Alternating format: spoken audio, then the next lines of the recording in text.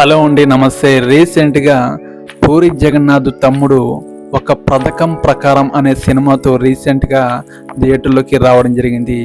ఈ మూవీ అనేది 2015లో రిలీజ్ అవ్వాల్సిన ఈ సినిమా 2025లో రీసెంట్గా రిలీజ్ అవ్వడం జరిగింది.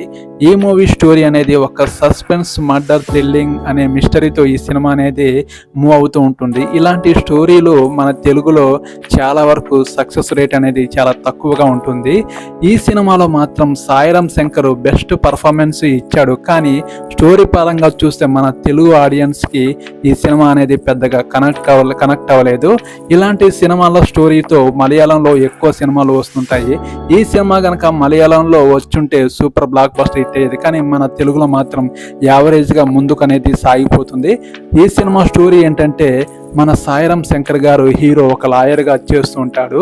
అలాంటి టైంలో తన భార్య మిస్ అవ్వడం జరుగుతుంది.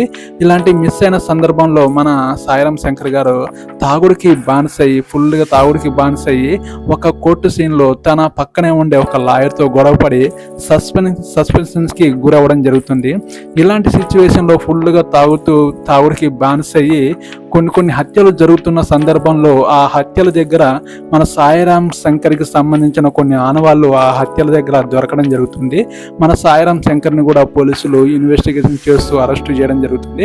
ఇలాంటి కేసుల నుంచి మన సాయిరామ్ శంకర్ ఎలా తప్పించుకున్నాడు, ఎలా బయటపడ్డాడు, ఇలాంటి కేసుల్ని ఎలా ఛేదించాడు అనేది ఈ సినిమా మిస్టరీ అండి. ఒక యావరేజ్గా సాగే ఒక thrilling mystery, suspense, action drama.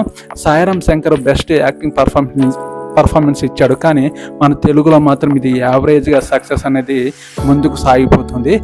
ఈ సినిమాని మీరు చూడని వాళ్ళు ఉంటే ఖచ్చితంగా ఒకసారి మాత్రం చూడవచ్చు. నాకైతే ఈ సినిమా యావరేజ్ అనిపించింది. మరో నెక్స్ట్ మూవీ రివ్యూతో మీ ముందుకు రావడానికి సిద్ధంగా ఉంటాను.